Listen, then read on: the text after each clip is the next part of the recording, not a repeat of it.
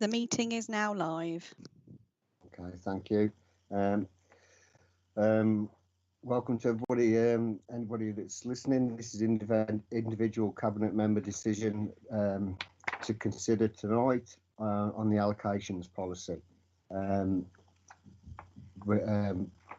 Sharon will be introducing the policy soon, and then I'll make my decision at the end of the meeting.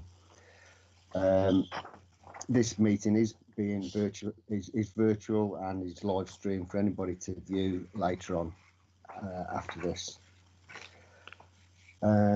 Just going through the agenda then, announcements. There isn't any. Public consultation, we haven't received anything from the public to talk about this. Declarations of interest or as is printed. And over to you, Sharon, to introduce the allocations policy. Hi, hello everyone. I'm Sharon Clinton. I'm the Housing Solutions Manager at Nuneaton and Bedworth Council. So I manage the solutions team, and part of that is allocating our council properties. So we do review the allocations policy every couple of years, and it wasn't due to be reviewed, but because of COVID and the vast amount of people that we've currently got in temporary accommodation due to homelessness, and the fact that they are actually using bread and breakfast establishments and hostels with shared facilities, we have brought this forward as a major concern. So just to give a snapshot, currently we've got 116 people in temporary accommodation. Some of those are families with children, so we do need to act quickly. So the main purpose of this is around the impact of COVID for various groups. So we're looking at the homeless group, and we're also looking at people aged over the age of 55. Okay, so to begin with then, what this request is, it's about direct matching for the homeless side of things. So we're looking to direct match 25% of our stock to homeless people to get them out of hostel and bed and breakfast accommodation more quickly. So this would mean a reduction in the length of time spent in temporary accommodation, as well as them having the facilities that they need. We're only going for 25% of stock, so we're leaving 75% for our general waiting list, because we understand that there is a vast number of people on the waiting list that are still looking to move or transfer if they're existing tenants. So that's the first thing that we're looking to do.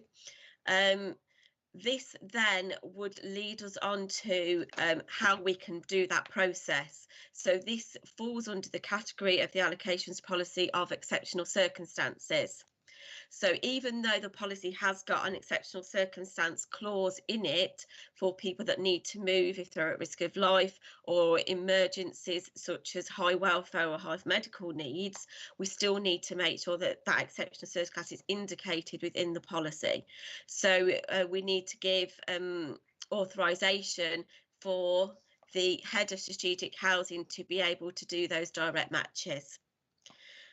We thought then we needed to go on in the policy and explain what the process would be for that, and that means that stock that we could withdraw to do the direct matches for could be property that is on advert. We could have a shortlist for it, and we could withdraw it at that stage, but what we would never do is withdraw it if somebody had been formally offered a property. Okay, so that's really the first part in terms of the qualification. The other section is around the qualification criteria. The policy has currently caused a lot of confusion around income and who is eligible to join. So what we wanted to do was make, instead of saying that you need to meet the DWP benefits and pension rates, which was what was confusing people, we wanted to put actual limits on that.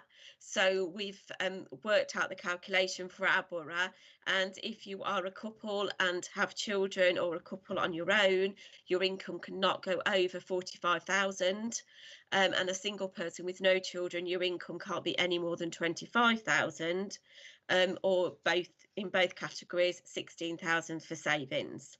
So you won't be allowed to join the register. Again, there is exceptional circumstances to that, which I would look at, and so with the head of strategic housing. So if you feel that you have an exceptional circumstance, then the idea is that people can present their cases and we look at them individually.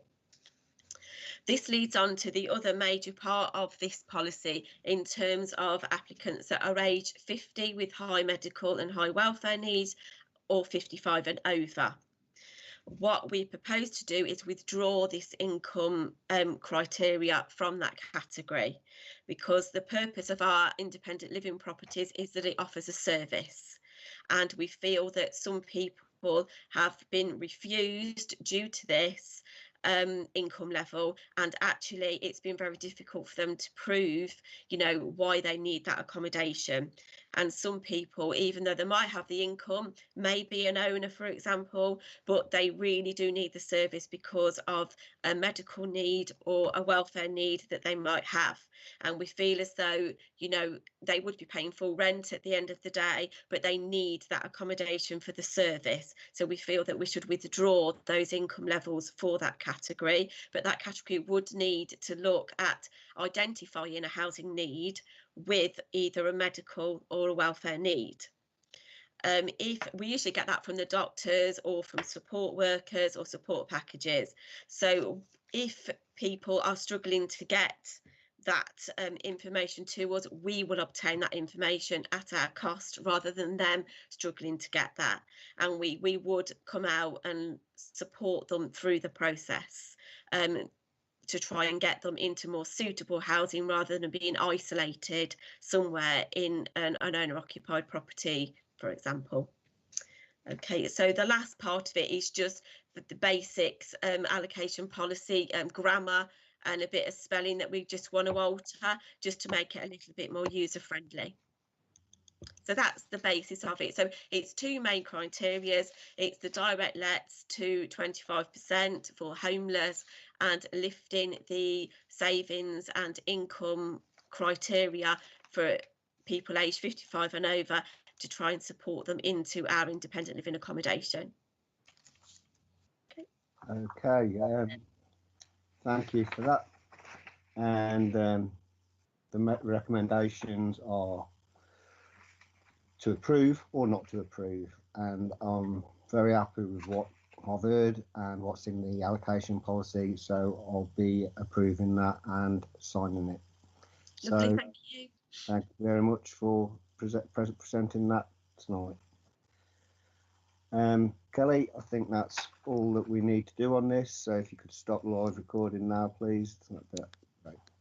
Okay, I'll let you know once the live streaming has stopped.